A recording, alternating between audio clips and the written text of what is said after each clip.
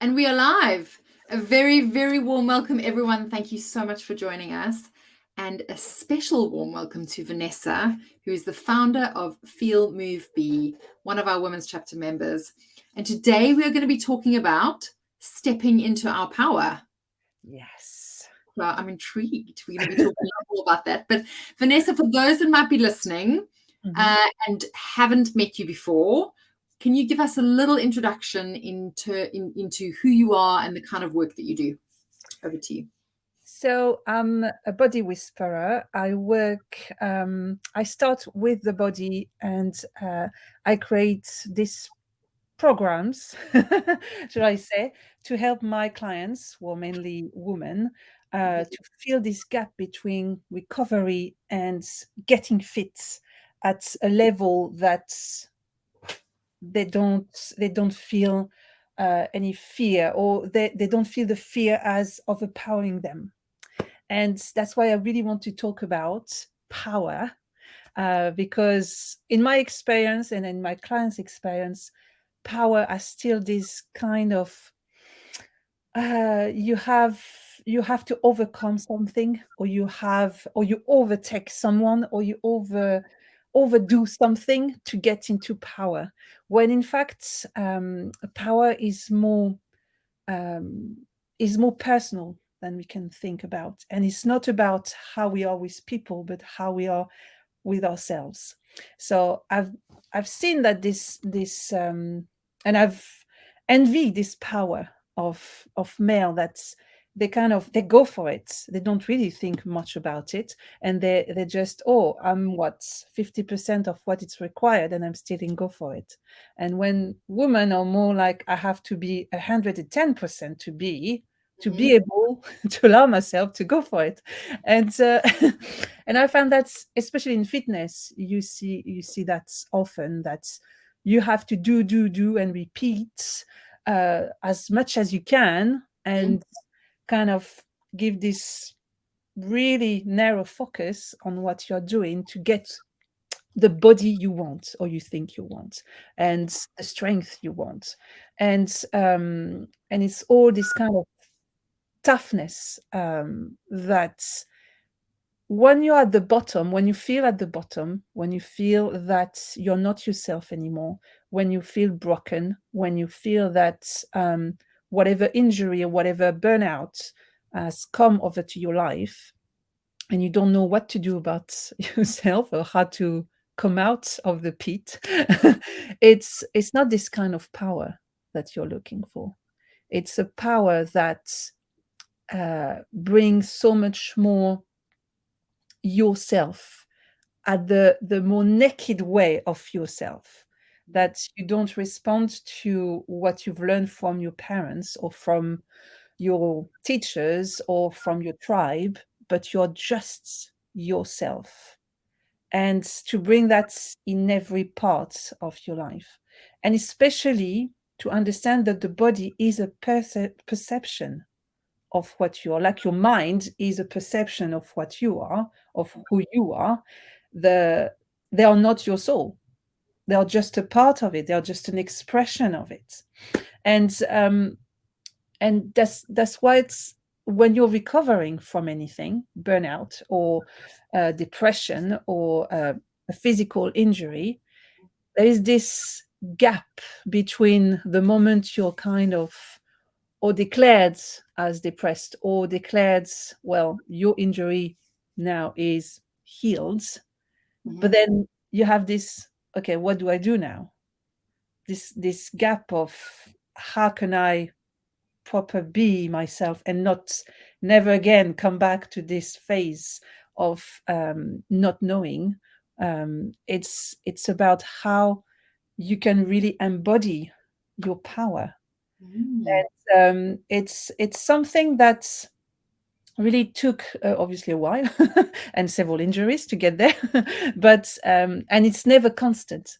That's another thing that I think we tend to, that if you repeat the same routines, if you repeat the same kind of what is it, the other term, that's, or the same way of controlling what you think, what you feel, you think you are in power, when in fact, more you try to control, especially your body, more your body is going to say, no, I'm here to give you some guidance into what we can do right now, and what we will be able to do later.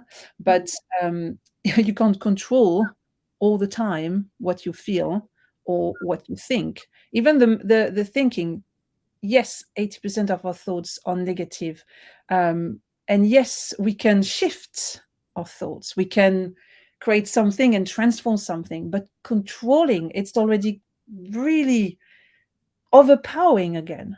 It's not something that we are not allowing ourselves just to say, okay, I think that, I think, I don't know, I think I'm rubbish, or I have a really bad day today. And you feel sometimes that you're not allowing yourself to think that. Yeah.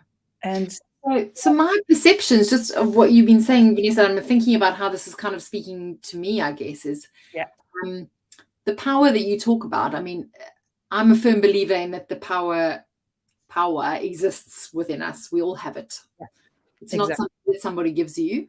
No. Yes, you can hone skills and you can build a toolkit to Yeah. really kind of shape that power, but it is something that's innate. It exists in us. Yeah. And so when you were talking about kind of, for me, that also goes back to, that gut instinct. Yeah. I think we hear so often, even, from a business perspective, a lot of the time you ask anyone in business what advice they would give, they would say, trust your gut, go with your gut. Yeah. And I know that in a health and fitness sphere, that has a slightly different meaning, but it does all really tie in, doesn't it? Is that trusting your power Yeah. And and it's really funny you and say, used to yeah, it. yeah. It's just fitting because it's funny that everyone will tell you to trust your gut, or the one who knows, Mhm. they will tell you to trust your gut, when everyone will also kind of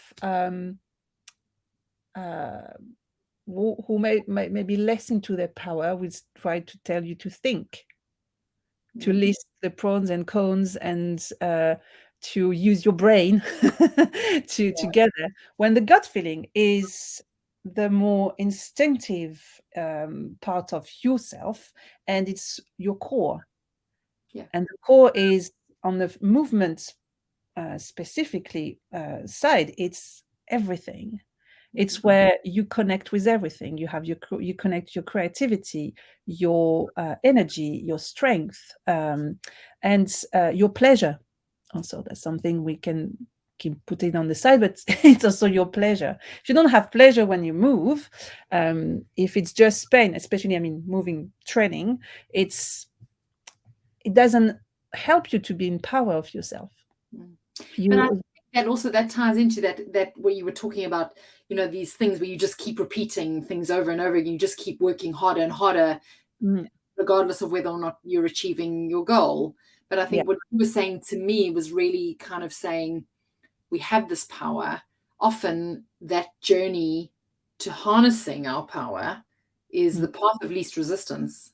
It's exactly. not about beating yourself, into submission or trying to control Yeah, and I think, and we're guilty of that, aren't we? yeah, Trying to, with our minds, control our bodies, control our lives, control other people around us, and kind of control outcomes. yeah, But I think that the fascinating thing about power and this and authenticity and trusting our gut is that it is something that exists already. mm, We don't need to try and control it, and if anything, we need to unleash it. yeah. But it's difficult with the fitness training because they don't allow you to unleash it. Yeah.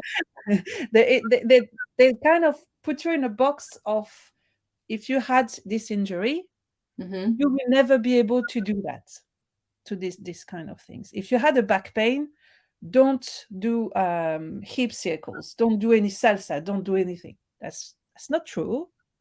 I mean, it's when you when you move your hips like this, you soften your hip and you soften your lower back. You allow your core to be present for your back, and then you create something completely new. And it's really this type of thing that um, we are just kind of focused on the mind controlling everything into your body. And yes, the mind is everywhere in every cells, but it's about aligning mind and body when you move or when you want to do whatever action into your life that allow you to be just who you are. Yeah. And not anything else, not pretending to be in power, but really to be in power.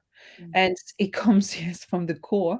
That's funny enough, because it's the core that is the most kind of hurt or damage when you see the type of sit-ups. I mean, I have, for example, a client. She is really fit. I mean, fitness-wise, she doesn't really need me, but she went into the Army Reserve. And so they have to do triceps push-up, chin-ups, and all this really at an extreme level. And it's funny because she can do literally any sit-ups, any planks. She can be suspended by her feet and do sit-ups, but she can't do triceps push-ups. It's she couldn't. She can now. She couldn't when we started because she had a unbalanced core. Okay. And the personal trainers into the army who were there to help her couldn't understand why. Being able to do so many sit-ups, so many kind of abs exercise, but not being able to hold her core to do more chin-ups or to do triceps push-ups at the level they were required. They couldn't understand why, when in fact it's because she was not using one muscle, because her brain was not aware of this muscle, and it was just blurry and was always using the obliques and the recti muscle, but didn't kind of connect with this deep muscle, the transverse muscles, and couldn't hold her core when she needed. So it's really the once you understand how much you can use your core and how much you need your core into this spectrum of the posture, the movement, and even your position towards your life. Like if you want to go for a business, or if you want to go promotion, or if you want to get to create a family or anything, and whatever idea or goal or vision of your life you want, it's creating in your core, not in your brain. And the brain is obviously necessary. I wouldn't say that ever, but it transmits, and he needs the core. They work together. These two brains work together to make it clearer for the body to understand. Okay, she can use that, and she can create something different. There is no weakness. Strength doesn't have an opposite of weakness. For my perception of training, or for my perception of body, it's that everything we think is weak from a brain point of view is just not seen, not heard. Okay. Because it's never been stimulated, or so little that the brain doesn't have a file on it. Okay? But the imbalance you have in your posture is a reaction of what you do every day. Okay, so it's not something.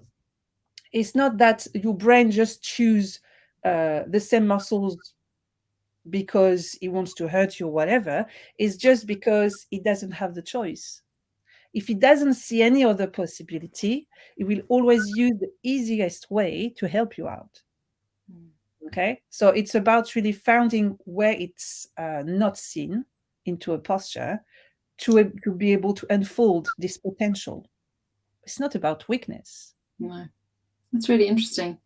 Vanessa, I wanted to just go back to something else you said, and perhaps you can, for anyone that's joined us today or for those that are listening, is to tell us a little bit about your journey, because you were told no. And you, I mean, you really have, you've had a journey that's been fraught with injuries and, you know, kind of people imposing limiting beliefs on you in terms of what your body was capable of. Can you tell us about that journey so that everyone can kind of understand your experience? Because it's very broad when it comes to fitness in the traditional sense, but also how you've then gone from there to where you are at now and your approach to the body. Well, I was lucky to be always in touch with my body. I have this gift of, when it's towards my body, it's just a play. It's just fun. I danced for 12 years when I was a kid, and I started to be bored, so I get into martial arts. And I choose probably the laziest martial arts, Taekwondo, because it's literally you have to wait for the opponent to attack. But it was, I saw some videos, and I could see the beauty of the technique and of the fights, and it was really interesting in this. And it was really in a period of my life where I felt I needed more expression of fight than dance, because it was the time where my dad was really low, depressed, and it was not told, but it was just, we were just seeing he was drinking. So he was drinking alcohol, obviously, because it wouldn't be a matter if it was water. But it was really his worst period for that. So really, martial arts helped me out with that. But because I was dancing also, and it was modern jazz dance, I got really started to have injuries starting out with that. I got a lumbago at 18 years old, because my back was just, well, I don't understand what you're doing to me, so I just stop. And then I started to see, okay, I really love sports, so I'm going to sports university, and I choose, in my town it was really specific, like team sports. So I got into football, and it was really funny because I think in the first month or first 6 weeks I got two really strong injuries that kind of blow my year completely. I got a fracture into my right finger, so I couldn't write. And at this time at the university, we didn't have phones, we didn't have computers. Yeah. It was all writing with a note. I feel really old when I say that. Same. But it was, yeah, it was really funny to just to remember that. And say, okay, so I decided, well, I'm going to write with my left hand.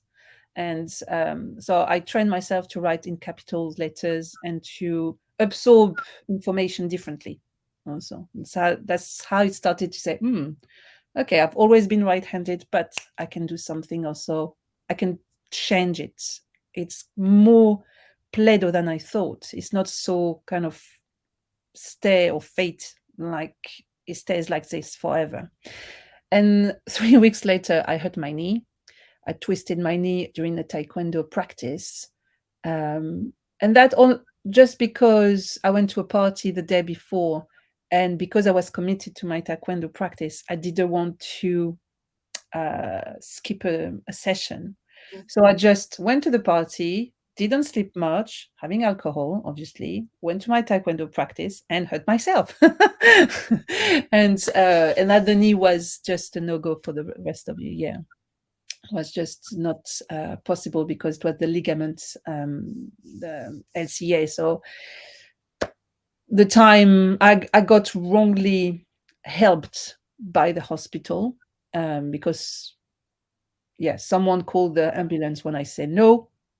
Said, don't call anyone. I can just put ice and wait for the to see the doctor on Monday. No. Someone called the ambulance, so I was forced to take the ambulance to go to the hospital. having a doctor that didn't really listen much and just plaster my whole leg. And it was even worse for my knee, because once it was unswollen, my knee was just floating into the plaster. So it was okay.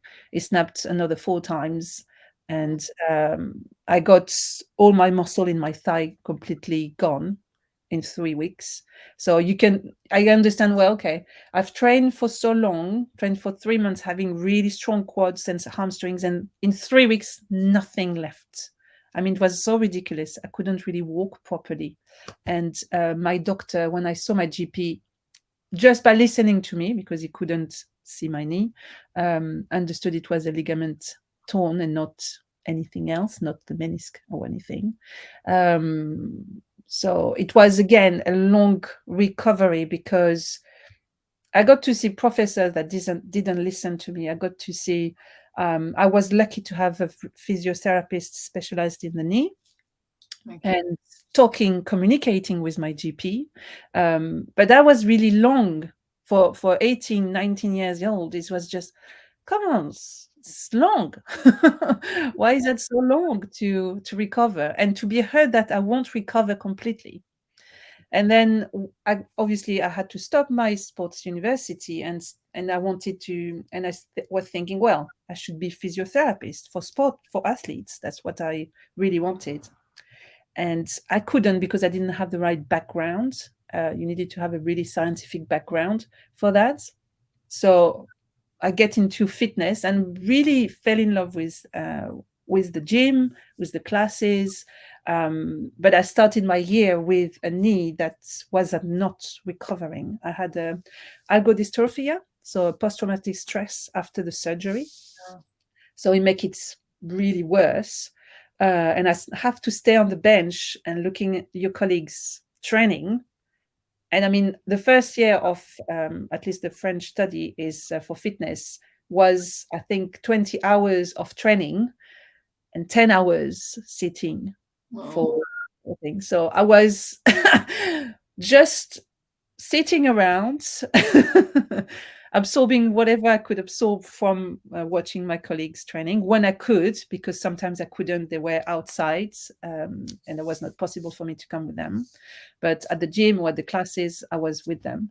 And yeah, it was really, I didn't realize at that time how much I've absorbed through my body, how I can copy exercises, how I can see what was wrong sometimes into the posture.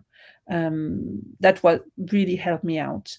And when I started my second year, just before we started, I got to have a run in the forest next to the beach. Wanted to do this kind of adult playground, jumping above benches. And I jumped and I fell into a hole that was full of sand, and I clicked my hips. And I was, and I still remember the feeling. I thought I was literally dead. I mean, I was so out of breath. And I didn't move for what felt minutes and minutes, but it was just few seconds. And I said, that was really, really bad pain. But I kept running because I was in my 20s. I shake it off. And as you do, you have a pain, but until you're completely having a fracture or completely off on the ground, you keep doing it. And I took a week of painkillers that destroyed my stomach. And then, well, I started, well, it doesn't go away. And I have my fitness study, my second year starting. I went to the GP and was telling me, yeah, we might have to do an MRI. And it was already too late. I got the hernia to the L4 and 5, and was pressing on my nerves that really kind of fire the sciatica nerves in both legs. So I couldn't sit for a long time. I couldn't stand for a long time. I couldn't sleep. I got cortisone. I got, they even tried to put a corset on me. And it was, I mean, the intention was, I understood the intention. It was to help support my spine. and it was even molded on me. But the fact is that I just stopped at 2 days after one night with it, and I said, no, that won't work for me. I'm in my 20s. It's not like I don't have any muscles or I never have been strong before.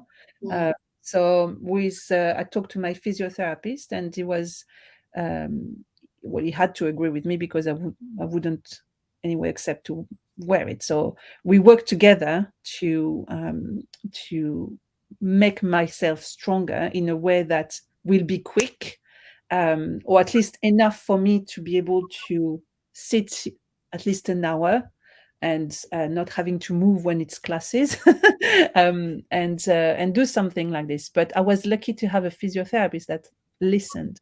Mm. I got to be with a professor he was so rude in so many ways, not just by saying no to me or whatever, but because he was a professor thinking that he knows everything about the back. He couldn't understand fitness. He didn't even know what fitness was, but telling me to stop it. Yeah.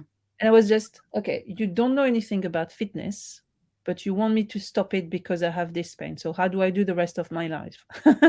How do I work? I'm going to have a sitting job and have more pain then.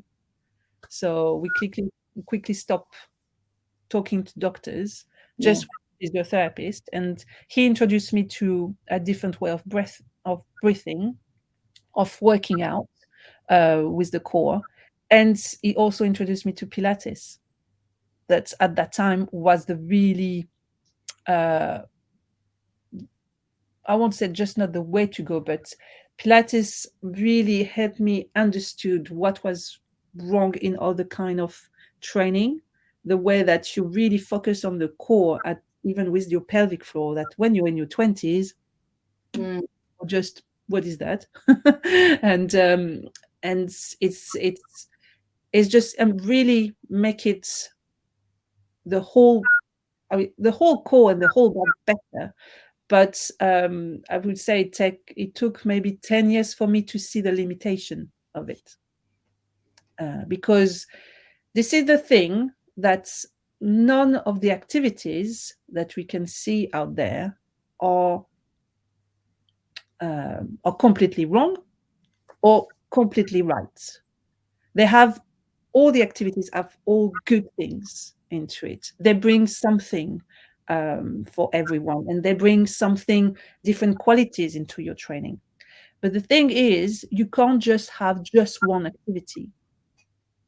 You can't just do Pilates because you have a back pain or because you have a knee pain. Because if you still have the pain, it means that Pilates is not enough, or Pilates keep you in fear of doing something bigger, because our bodies are not done just to do small movements. We need the expansion of the movement, Mm. the expression of ourselves through movement. If you don't, I don't know, challenge your pace into walking, if you don't go for a hike sometimes, you stay small. So you can't expand your strength. You're going to stay, you're not just going to stag, but you're going to lower your potential. Mm. You're going to reduce your ability to do something because you kept always the same movement. Wow. Okay, this is the thing with the body. It needs variety. It needs to have different input. It can't just have one thing. So is that because I know that you've got some tools that you use for yourself and for your clients around how to, step into that power and feel strong and move with confidence. Is Yeah. that one of the tools, variety? Well, yes and no. I mean, the tools that I'm using are even more um, not general, but it's tools that I think I apply for myself for every kind of activity I want to do, even on the business part of it. Mm-hmm. Like, for example, to be ready for this masterclass, I've grounded myself first, and being aware of how I was feeling, what I was thinking, and what I wanted to give clarity on during this. And it's what should be, or what I think would be better for anyone. It's to be aware of what we are doing, because the first thing I can see in any gym, or even with my clients, they're going to put. I have some clients sometimes that they have to put the BBC News or whatever channel of news, because they have a job with finances, or on a high kind of leadership, and they need the news in their ears on the background instead of focusing on the body. And that can be, I have some clients who now can have that in the background and focus on what they are doing. It's not opposite. It's just, it depends on how you feel. Because at the end of the day, any training or movement starts with the body. Mm-hmm. And when we talk about body, the language is feeling. Okay. It's not the thoughts. The thoughts are the language of the mind. Okay. And if you just think of your training, or if you think of the goal you want to achieve through your training, you're going to miss onto the connection. The journey. Voilà. This is the second tool. Okay. So the first tool will be awareness. And awareness is expressed into, okay, how am I feeling today? And how am I going to shift whatever I feel, if it's not feeling good, into the training? Should I change a bit my training today and make it more adaptable to how I feel? If I feel low in energy, I will focus more on, okay, can I breathe differently? Can I take some time to breathe 6 seconds in, 4 seconds out for 3 minutes in a row, and see what happens? Because that will help the body to ease into resistance and the mind to get clear on what he wants. Okay? And then the connection will be okay. In connection, you have quite a few. You have the frame, you have the breath, you have the core, and you have the teamwork. Okay? So, because every kind of exercise, if you don't master the frame, you're going to hurt yourself. Mm-hmm. If you don't master the squat and feeling every part of a squat, I mean, feeling the whole feet onto the floor, pushing into your feet to extend your legs. Where is your back? Is your core engaged? Is your arms floppy? Where are your knees? Do you feel your muscle, or do you feel your bones? This is all that the part of the frame. And if we are not aware of what we are doing, if we are not present of what we are doing, the frame can shift really quickly.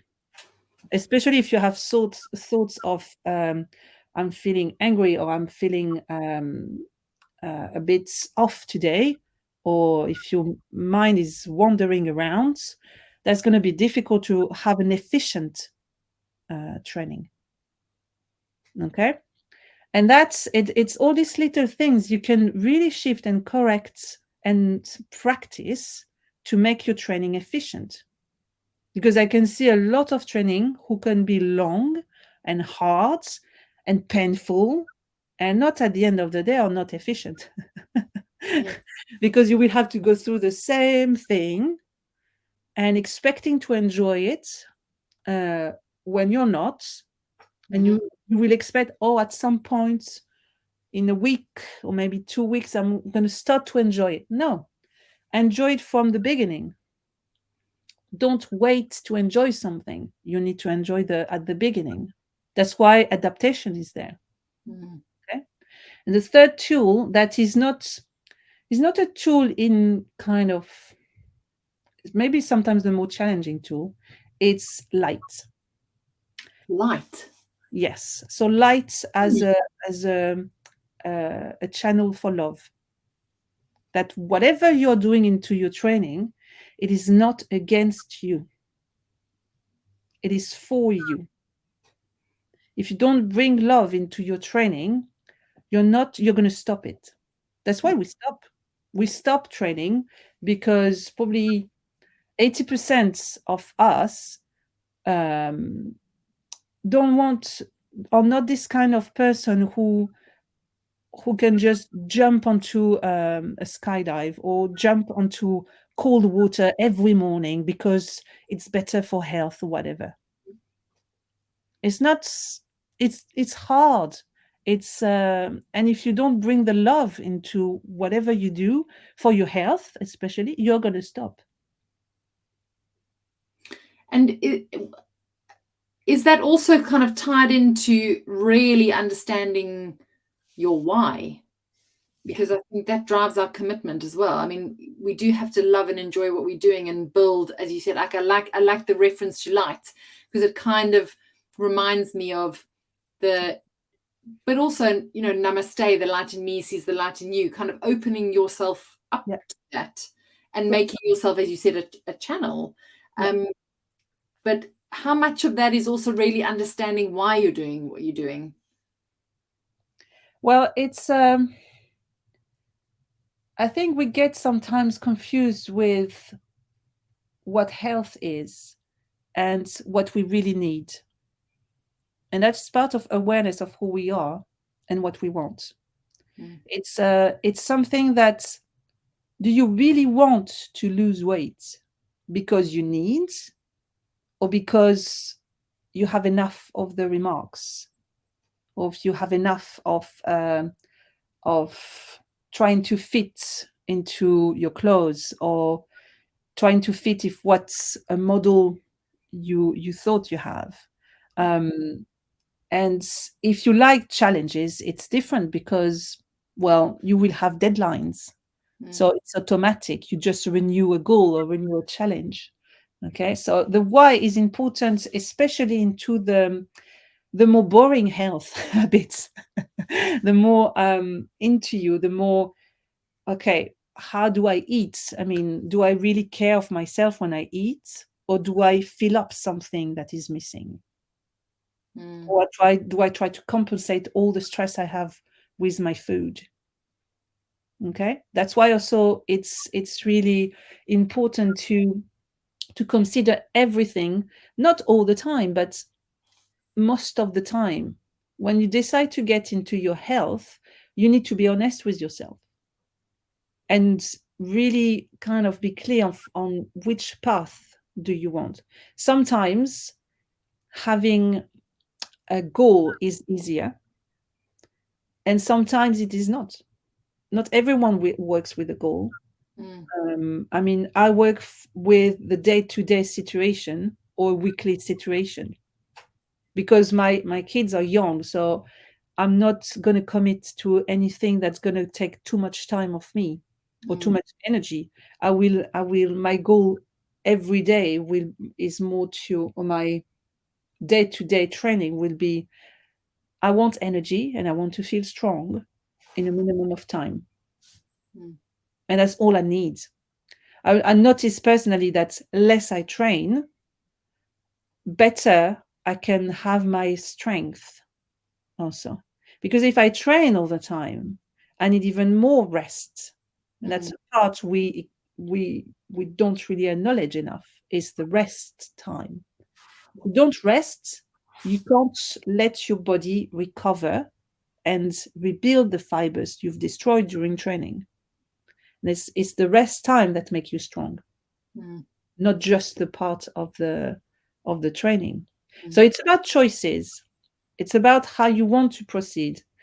I prefer to enjoy my life, training included.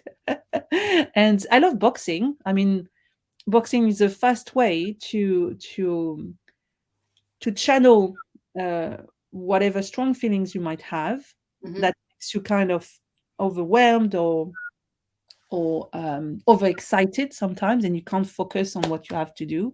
And I mean, 5 minutes of or 10 minutes of boxing will help me out to just channel this energy. Okay, we tend to think too much about the training as, well, it has to be an hour, it has to be 5 times a week, and it has to be really with a really definite protocol. When yes, you need a warm-up, because otherwise you're going to hurt yourself. But the warm-up, there is so many different kind of warm-ups you can do. You can do a warm-up with a grounding space that will really help you to get into yourself quickly and release what you don't need during this training, making a powerful intention through it. And warm yourself with a slow burpee to connect the core, the breath, and the movement. And then whatever you need to do, you can do. Okay? But the structure can be just playful. I mean, when you have kids, you have to get down on your knees really often. you, you do squats a lot every day. You don't do warm-up every time when you do that. And you can do 5 minutes of squats really quickly. So it's not about, it's really, for me, it's not even how about you have to do a warm-up or how many times you have to do a training. Is how can you be present when you are doing your stuff? How can you be really conscious about, am I engaging my core properly? Am I using my breath with ease? Am I doing a longer movement? Am I doing do I have the pain at the right place? Okay, for example, it's really, what am I doing? Is there any way I can make it better right now instead of waiting that it will happen magically because I keep repeating and because I'm consistent into it, or because I'm controlling whatever I want, I've been told to control. Okay, at the end of the day, the training is for you, nobody else. It shouldn't be, at least. Yeah. Okay, some people need to be in a class because they like the atmosphere and they like to, and that's really great. But even if in a class, you need to respect what you can do on the day. Okay, the instructor doesn't know how you feel today. It's you need to know and accept that maybe I'm not going to push completely what they say you can do, and just kind of staying there. And the next time, yes, I'm going to build on that. But that it's really to build this trust to your intuition. I have many clients who are really intuitive and follow their guts for their career, for their business, for their family, but they don't do it for their body. And it's really funny because I'm the opposite. My intuition comes for a lot of things, maybe not enough for my business, certainly not enough for my business, but for my training or for my family or to find my husband or things like this. It's the intuition give you this certainty. So, it's just, you don't doubt. It's not a perception. Feeling, thinking, believing is a perception of the situation. But knowing, when you know you're right, people might not understand, but you know that it's something deep. It's something, it's a hammer. It's just, oh no, I know that. I know I'm made for that. Like, I know I'm made for just delivering this message of you can do another way fitness. Yeah. Because the fitness we know have been created for armies. So we're not made all to be to war. We have, and it's good for some people, but not major of the population. It's not good for them. It's about really having this openness of what your body can do. And we've been told that we can do this or we can do that. Some situation, there is some movements are not good for us. That's for sure. But it doesn't mean that you can't find the excitement or the joy in another activity. Yeah. That'd be less kind of your challenge, but I won't be able to fight in a like a boxing fight. I won't do that because I can damage my spine. But I can box another way. I can box the bag. I can box with just a sparring partner. I can, or just an emptiness, that I know I can. And I'm really satisfied with that. So in summary, Vanessa, because we're almost at time, I mean, what are this kind of, if to leave people with this message about how to step into their power and harness it, what in summary, what are those points? Like, what are the things that we could take away today that we can start to implement in the way that we move, or even just the way that we perceive fitness? Because I've loved the things that you've said about, you know, being present and really consciously thinking about that connection we have with our bodies, because you're so right when you were talking about needing to listen to the news, or I have to have music on, and I quite like listening to like heavy rock when I'm squatting, or I'm, you know, because I don't know, maybe it makes me feel like powerful, strong. But I have also learned the benefit of feeling the movement and making sure, like you were talking about, thinking about your feet, thinking about your frame and all of those things, which, you know, it comes with time. It comes with practice, being able to. But so that message that you've spoken about it in several different ways today, this being present, being connected, thinking about how our minds connect with our bodies, but and trusting our gut, but also trusting our bodies to move in the way that they want to, or that like, and that often it's our minds that hold us back, right? Yes. It's the stories that our mind kind of distill a little bit into our movements, that we can do things. Sometimes movement reveals what's really holding us back. I had this client who couldn't do a back lunge. Not physically, she could do the back lunge physically, but every time she was doing one, she was starting to cry. Yeah, that sounds familiar. Yeah. And I was just, and she was this kind of personality of a little soldier, as she was calling herself, little general, that she was always responding to orders, and she was raised in a way that you always move forwards, you don't look back. And that's what it is, a back lunge. You have to step backwards. Wow. And it really kind of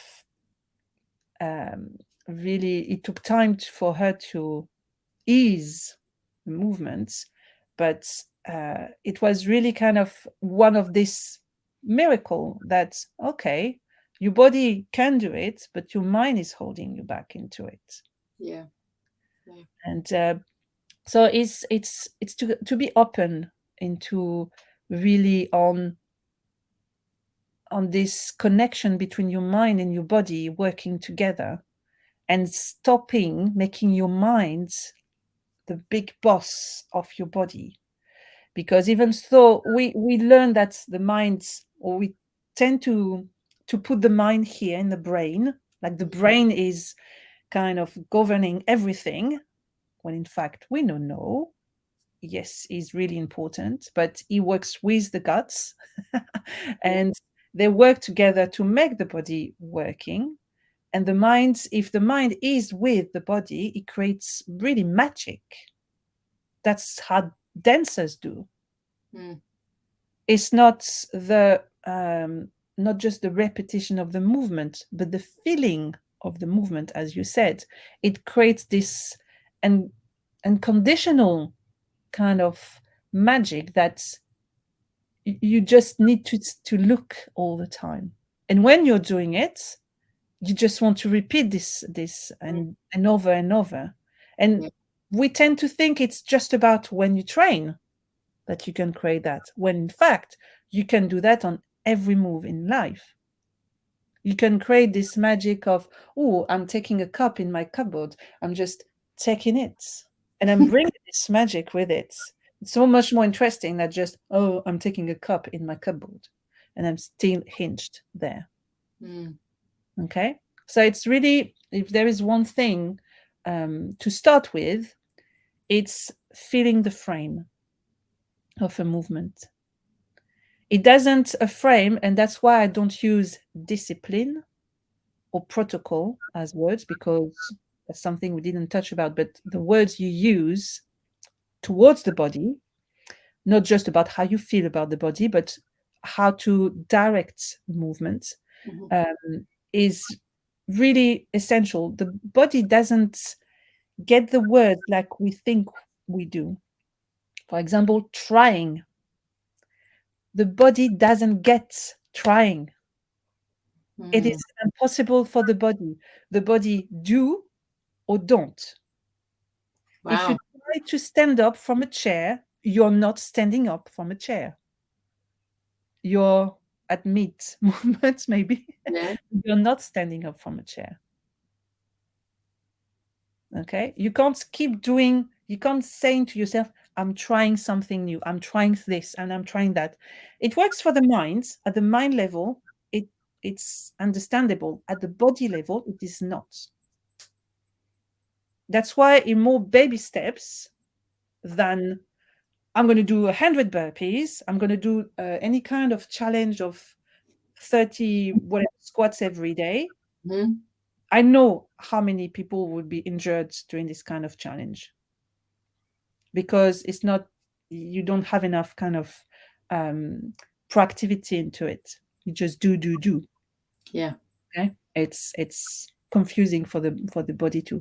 But the words you're using, a frame, it's really the positionment, the position of your body before doing a movement. So it's really opening something. Where are my shoulders? Where are my hips? Where is my spine? Do I use my core? How do I use my core? Where are my feet? My knees. Where are my knees? Are they popping up gently, or are they completely straight or hyperextended? That's all these little things. If anything to learn from today, it's how is your frame? It will give you a sense of direction, and it will give you really on what do you need really to work on. Do you need to work on your posture a little bit more, or do you need to work on how to do the movement fully? Also, it's technical, but the technique is more essential than the repetition of something that is not done properly. Yeah, absolutely. And that, I think, interrupts, how often we train, and it saps the joy and the love and the light that you were talking about, right? Because Oh gosh. unless you are kind of really connected with your mind and your frame and all the different parts of the movement, you're preventing yourself from reaching your full potential in terms of light and love and enjoyment. So, Vanessa, for anyone that has joined us today and would like to get in touch with you to know more about how you work, what is the best way for them to reach you? Via your website? Yeah, website www.feelmovebe.com.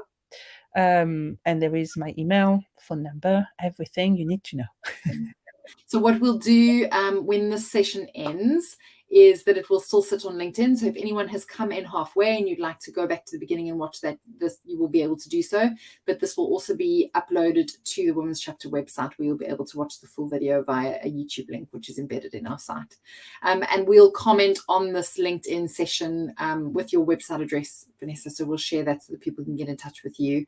I know you're also quite active on Instagram, so people can find you there as well. And I have to say, Vanessa's approach is really inspirational. She's been a member of the Women's Chapter for the last 2 years now, I think. And I've learned so much about movement, my perception of my body, breathing. And I always feel like whenever I see you, I need to sit properly on my chair. But it's such a refreshing and inspirational approach to movement, especially as we get older, because you were speaking about, what you're capable of and how resilient your body is, or what it just does what it's told. When you're in your 20s, it's quite different when you're older and you possibly are carrying trauma, or emotional and physical trapped in the body somewhere. And these things are, especially for so many of us, you know, we are high impact people. We live our lives in the fast lane. We're always busy.